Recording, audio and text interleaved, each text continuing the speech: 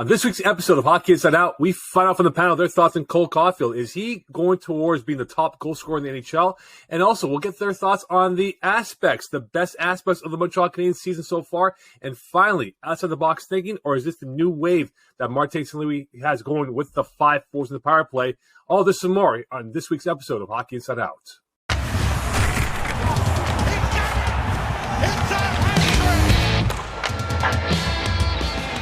And welcome into a new edition of Hockey Inside Out. I'm your host, Moe Khan, alongside Stu Cowan, Rick Green, and Andrew Berkshire. A lot to get to this week here. Let's dive into it with the first question. Cole Caufield, since February 10th, has 23 even-strength goals behind Austin Matthews. Gentlemen, is he heading towards becoming the top goal scorer in the NHL, whether it's now or for years to come? Rick? The way he's playing, I think he's going to continue with his streak of, making things happen offensively and scoring goals consistently. I mean, he's playing with lots of confidence. He's getting ice time. What a great skilled player. And I saw this early on in the preseason games that he seemed to be quite, determined to make the difference this year. And he's getting lots of help, obviously, with Suzuki, who's being able to dish off some nice passes to him. But hats off to him. I really believe that he's the real deal. I think we're going to continue to see him each and every game. He has chances every game to score. He's getting lots of shots. And he has that instinct of knowing where to go, when to go to the areas that allow him to, if not score, get a real good chance to score. So obviously a huge bonus to have a kid like this at such a young age to make things happen. And he's going to continue to make things happen. Yeah, I don't know if he's going to be the top goal scorer in the NHL. Austin Matthews is such a big guy with the same type of shot as Cole. But Cole's going to be up there among the top goal scorers in the league. I mean, you see, he's playing so much better since Marty St. Louis took over. He didn't score against Minnesota, but he had 8 shots on goal.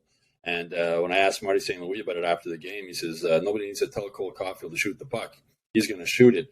The goal he scored in St. Louis on that pass from Nick Suzuki, which was a gorgeous setup. And after the game, Caufield had the great line. He called it Spooky Suzuki. But Martin St. Louis was saying after the game in Minnesota also that he likes the way that Cole's seeing more options. It's not always just shoot. He's seeing other things. Also, he got set up in a power play from his spot there on the faceoff circle. And we're so used to seeing him shooting high, glove side or blocker side. And he tried low 5-hole, which I hadn't really seen from that spot much. So he's mixing things up a bit. And the other thing St. Louis said is that what's impressing him most with Caufield is his play away from the puck and his compete level. And I've really noticed his compete level improving this year. He mentioned that he gained about 5 pounds of muscle over the offseason, and we're seeing it in puck battles. He's really strong on his stick. He's winning a lot of puck battles that last season he wouldn't have won. The game against Minnesota, he threw a pretty solid body check at center ice on a back check. So he's becoming a better all-around player. And as Marty St. Louis had a great line also after the game in Minnesota, he said the key with a guy or a player like Cole Caufield is you can't overcoach him. And when people wonder how did he only score 1 goal in 30 games with Dominic Ducharme as head coach, he was being overcoached. Yeah, I think it's probably unfair to put the expectation on Cole to be like the premier goal scorer in the NHL just because Austin Matthews exists. He's just ridiculous, and I know that he hasn't had the start to the season that everyone expected, as goes for the whole Maple Leafs team for whatever reason, but it's going to be figured out. Austin Matthews is going to shoot, 16, 17% as usual, score 50 to 60 goals. Cole right now will probably get in the 40 range, I think, just because of his shot rate is fantastic, way, way better than last year. Huge, huge improvement on the number of shots he's actually taking, especially at even strength. But at the same time, he's not surrounded by the talent level that Austin Matthews is in Toronto, so that factors in. Sure, he'll get more opportunities to shoot maybe, but you have to have somebody else in the team scoring at a decent clip in order to give you more opportunities against the lower ends of the lineup, right? And over the course of an 82-game season, that'll, start to catch up with Cole at times. We saw, last night against Minnesota, it's tough to expect every game this guy to score. He's been carrying the team offensively, him and Suzuki, for this entire season. 8 shots on goal, some very good chances, but some nights it's not going to go in. I think that what we can expect from Cole is to be one of the better goal scorers in the NHL over the course of the next decade, probably. And my big question is, Kent Hughes, can you get this guy signed? Because the longer it goes, the more expensive that dollar sign goes. Yeah, I mean, there's a great line. You know, if you're a 30 goal scorer in the NHL, that means there's at least 52 games where you didn't score. So, you know, Caufield again against Minnesota, he got 8 shots on goal. Now, normally one of those would go in and the guy gets 8 shots in goal, especially a guy with a shot like Cole Caufield. But that's hockey. Things are going to happen like that. And the thing with Caufield is that he's just having so much fun on and off the ice. You see him around his teammates in the locker room. He's always laughing. He's always smiling. He's having great fun playing with Suzuki. They're great friends on and off the ice. I think that helps their chemistry a lot. In fact, I asked Nick about that after the game in Minnesota, and he said, you know, we talk about hockey, but we talk about all kinds of things. He says, we're together all the time. So that chemistry they have together, and the fact he is playing with Suzuki is another reason why he's going to score a lot of goals. He has somebody to feed him. They're still trying to figure out who third member of that line will be. Kirby Dach has looked pretty good there. A big guy on the wing who can win some puck battles and has a smart hockey IQ who can play with those guys. Suzuki said it'd be nice if they got a winger, a third player to stay with them for sort of an extended period. It's sort of been getting mixed up a lot. But for now, it looks like Kirby Dach might be that guy. And I think the biggest difference, if you'd want to draw comparisons to last year, is, you know, sometimes you see Cole last year, sometimes you wouldn't. Now, every time he gets on the ice, he's bringing something, and he's a threat. And, you know, this is a classic case of maturity and understanding what he needs to do. And then his game away from the puck, touched on it before, that he's improved. So his overall game is advancing in such a good way. But with this skill level of a kid like this, and right now being on a pace of a point per game, he's going to continue to find ways to rack up a few points and bring a lot of offense, obviously, to a team that surely needs a big time goal scorer like him. And he's playing well on both ends of the ice. Last season, when he was struggling with Ducharme, not only was he overcoached, I think, but he looked timid at times. When he was going into puck battles, he was sort of a little hesitant.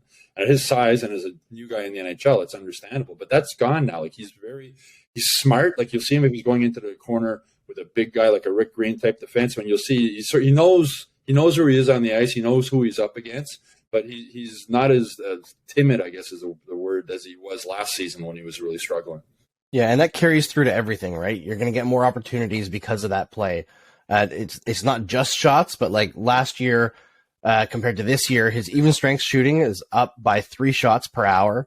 And on the power play, obviously they're going to him a lot, but on the power play, he's up 8 shots per hour on the power play compared to last year. So if he can continue doing that while also growing the rest of his game, as we've seen so far this year, the kid just has so much potential. 40 goals, sure, it's great, but being a complete player while also scoring 40 goals, that's the pièce de résistance, as they say. Well, gentlemen, if you look at the stats here, projection-wise, for this year for Cole Caufield, he's on pace for 57 goals, 27 assists. That would give him 45 points here.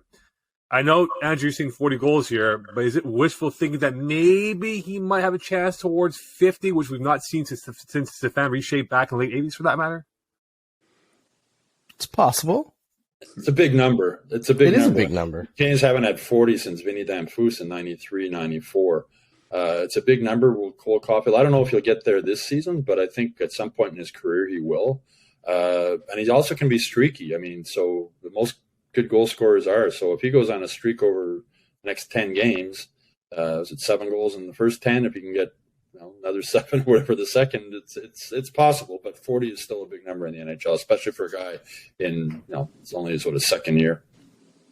Can we say streaky when the streak has been all of St. Louis' tenure as coach? We could say that for sure. And Jake Allen, I was talking with Jake Allen after the game in Minnesota, and he said the thing is with Marty St. Louis, he's letting these guys play free. And Allen said from his viewpoint in the crease, it's fun to watch. And you really see that they're allowed to be creative now, this team. It's not just chip it in and chase it. And that's very rigid, structured system that Dominic Ducharme had and coaches before him with the Canadiens. This is a team that plays free, and that's why they're fun to watch. And it is. So I was just going to say it's just really nice to see a young kid progressing the way he's progressing, and taking advantage of the opportunity. And he wants it bad, and it's obvious in his play. Rick, Well, I'll say this to wrap it up here. If Cole Caufield hits 57 goals, Andrew, he might ask for $14 million per year on his next contract at the rate he's going. On to question number 2. We're through a good chunk of the games here, gentlemen. The most surprising aspect of the Habs season so far is what? Defense. That was a big question coming into this season, especially with Mike Matheson and Joel Edmondson injured. How were these young defensemen going to handle the extra workload? And the answer is very, very, very well. I mean, we knew Caden Goulet, first-round draft pick, almost made the team last season. He's on the number 1 defense pairing with David Savard. That's, and he's playing major big minutes against the other team's top lines, and he doesn't look out of place at all. And David Savard's not your typical top-pairing defenseman either, but they've worked well together on and off the ice. Savard's almost like a father figure for Goulet, and he's also somebody who can hang back when Goulet presses. They've just been really good. And Jordan Harris, has really surprised me. I spotted the first development camp. I watched this kid. I was like, who is this kid? Just watching him skate and move the puck. And I wrote a column at the time saying, remember this kid. This kid looks really good, but he's so much more physical this season, even more so than last season. He's filled out. It's noticeable when you see him in the locker room, but he's solid against the boards, and he's tough to play against. He's added a physical dimension to his game. He had the most ice time of all the defensemen against Minnesota. It was just over 21 minutes. It's hard to believe these guys. Harris is 22. Goulet is 20. Arbor Jackey's played really well, too, for a guy nobody even really knew much about coming into training camp. We knew he could fight, but he's much more than that. He made some mistakes against Minnesota. That's going to happen. But with Harris and Goulet, boy, at those ages, those are 2 guys that are going to be playing defense for the Canadiens for a long time, and they're only going to get better. Yeah, Harris has been truly great, and I think there was a great point brought up by Laurie Bennett, who I had on my show after the game against St. Louis, talking about how the difference between Harris and Goulet and their readiness, that Harris is probably going to top out around as a 4-5, and he's pretty much there right now, whereas Goulet is probably going to top out as a number 2 or maybe even a number 1 defenseman on this team. He's not there yet. He's showing signs of being there yet, but don't be surprised this year if, when the veterans get healthy, it's actually Goulet who's sent down to Laval to work on some things instead of a guy like Harris or a guy like Jackey, who are actually playing in the position that they're probably going to end up in the NHL and excelling. So that's something to keep an eye on. But for me, the most surprising aspect of this season, as much as, we expect Jake Allen to be solid so far, is the goaltending.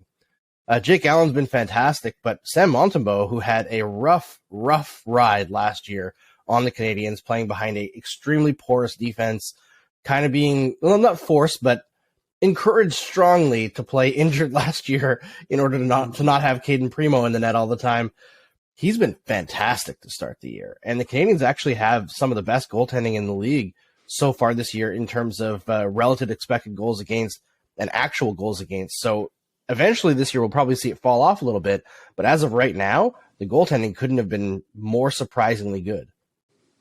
And really, how many teams in the league have 3 young defensemen like the Canadiens have that have stepped in and shown the composure with playing over 20 minutes each per game and have handled themselves, far and beyond what everybody expected them to be, and have to give them full credit for really grabbing a hold of the opportunity and showing just what exactly they're all about. And it's obviously a huge bonus and a big surprise to see them handle themselves the way they have at such an early stage of the season, with nothing but greater things to happen moving forward. So great mobility, great smarts.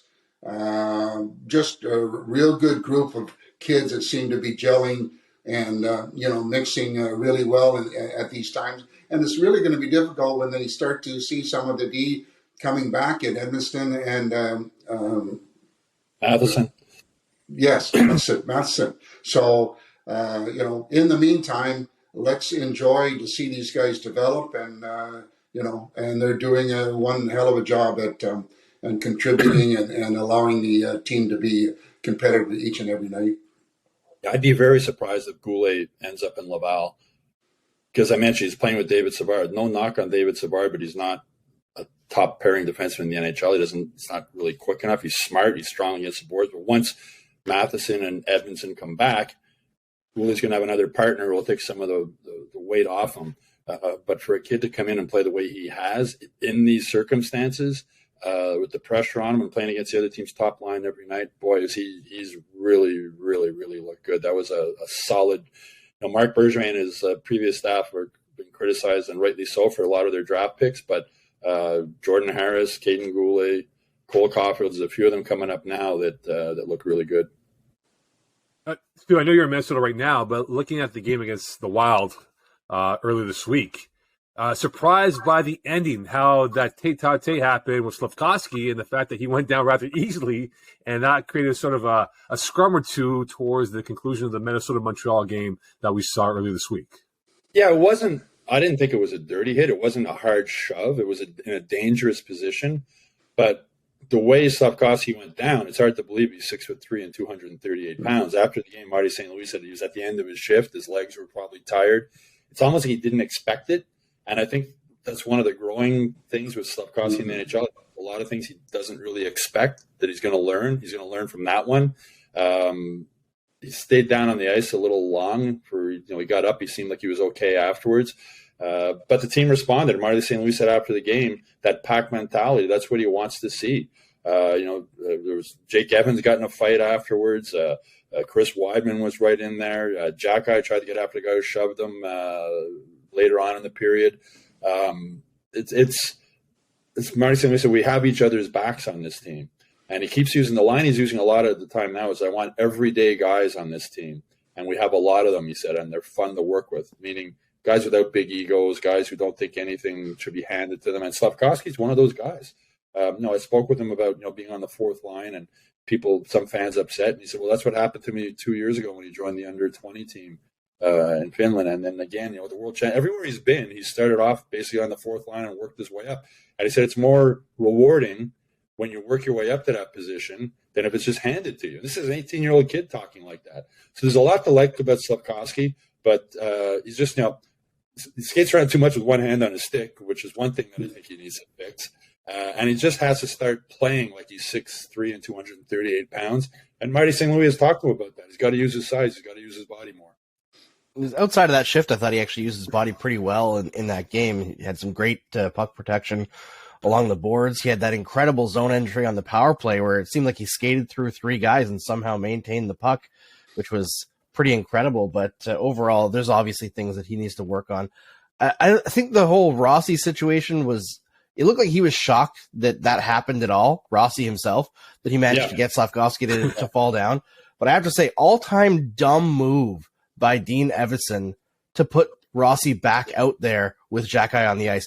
I think Jack-Eye was just trying to get in his face a little bit. I don't think he would have fought Rossi. He's not that kind of guy.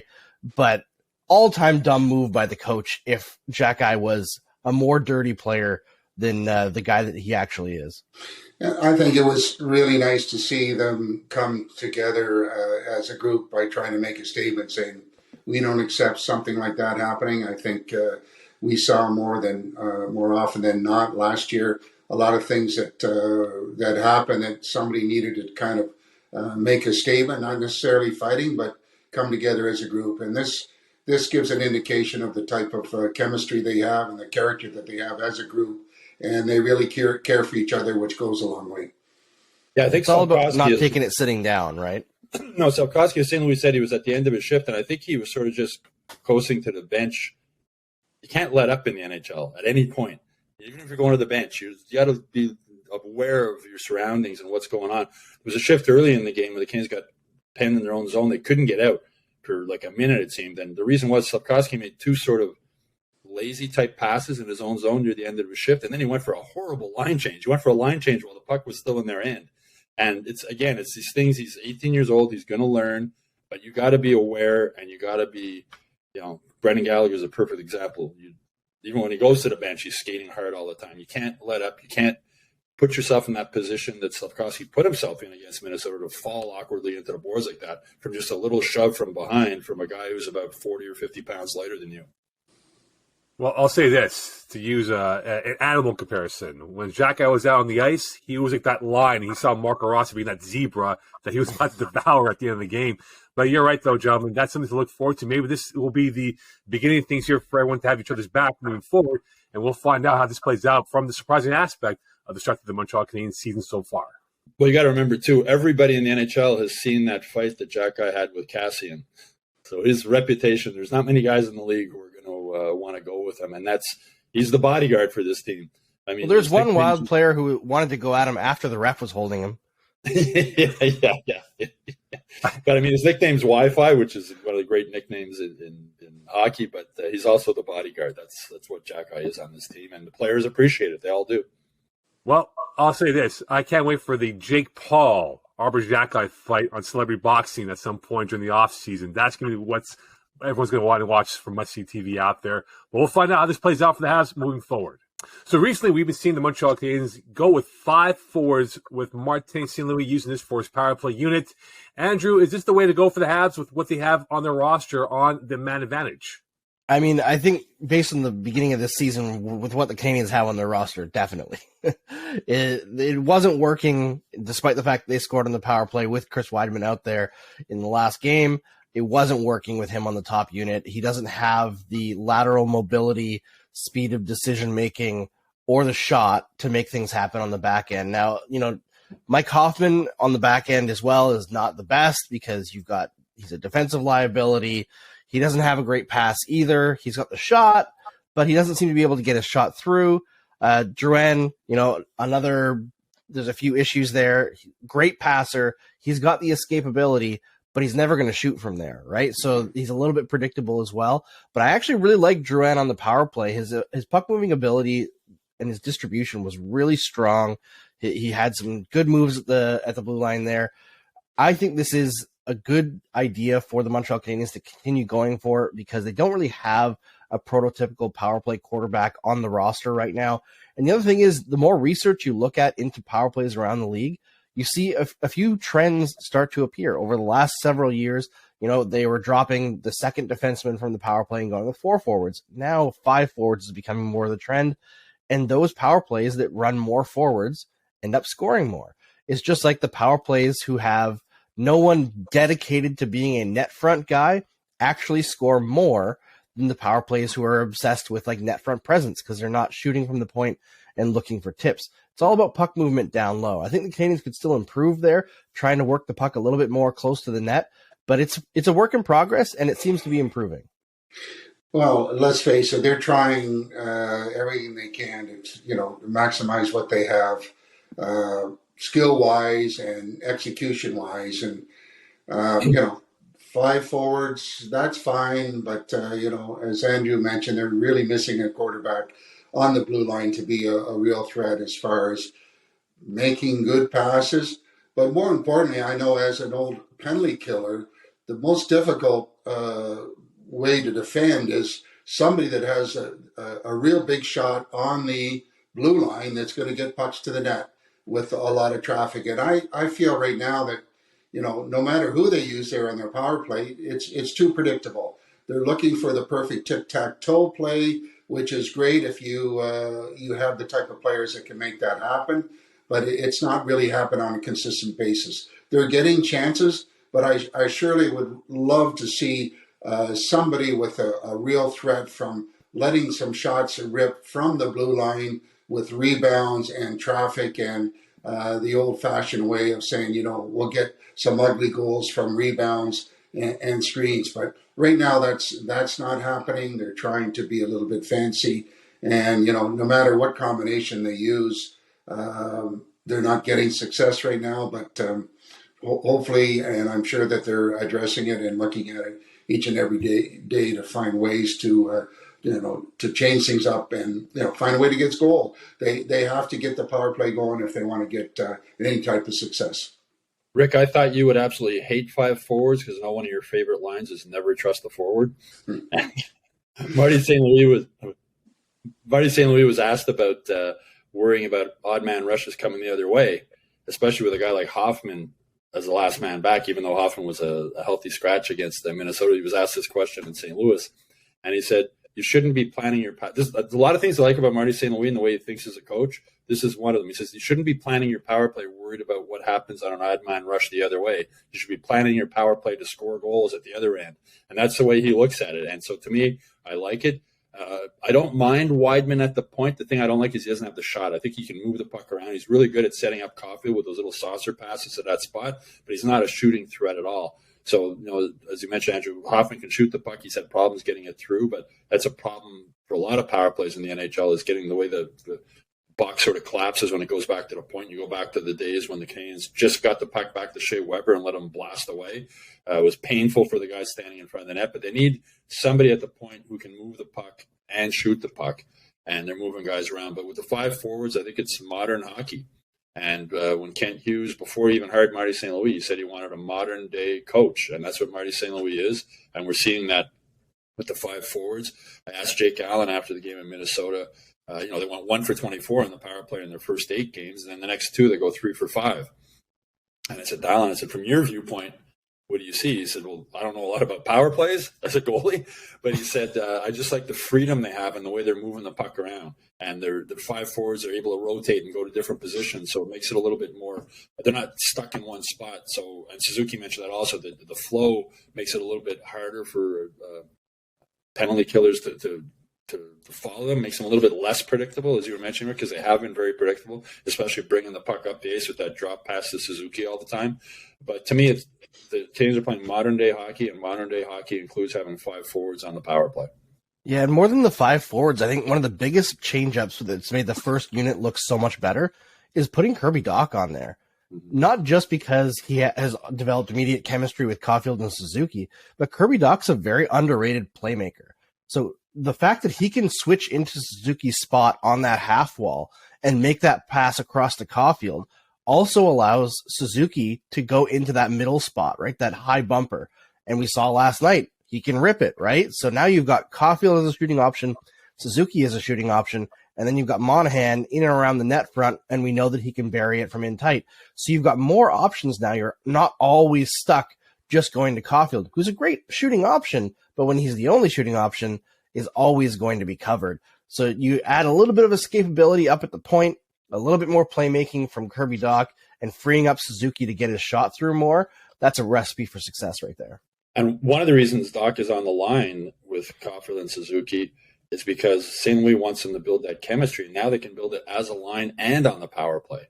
So they're together so much on the ice, and with the freedom that St. Louis gives them to move around and pass the puck around. That's why I think we're going to see Dach stay there for a little while, because when Suzuki said that, him and Caufield would like to have somebody there for a little while, I'm sure he's mentioned that to St. Louis also. So I think we're going to see Kirby Dach with them for a while moving forward, and also on the power play. And I think if you can become a little more unpredictable as far as, not necessarily looking for that play high in the slot, because penalty killers are going to start cheating on that. And once they start cheating on that, then that's going to open up opportunity for the guy on the blue line to maybe, if we got a good shooter, to make things happen back there. So lots of little details for them to try and, fine tune. But the advantage they do have is they have the skill set and the type of guys that can make something happen each and every time they're out there. Just quickly here, guys, you mentioned Dach and Drouin. Is there anyone that could ultimately benefit from this 5-4 theory of a power play unit moving forward? Well, Drouin is the most obvious one, right? Because it allows him a spot to be in the top power play unit, maybe get his confidence going and start producing some point production. Yeah, and Monahan out there too. I like Monahan as a hockey player. He's just a really smart hockey player. Does everything right. Big body, and he's playing with something to prove this year after struggling in Calgary, having 2 hip surgeries. That'll be interesting to see if he's still with the Canadiens after the trade deadline. I doubt he will be.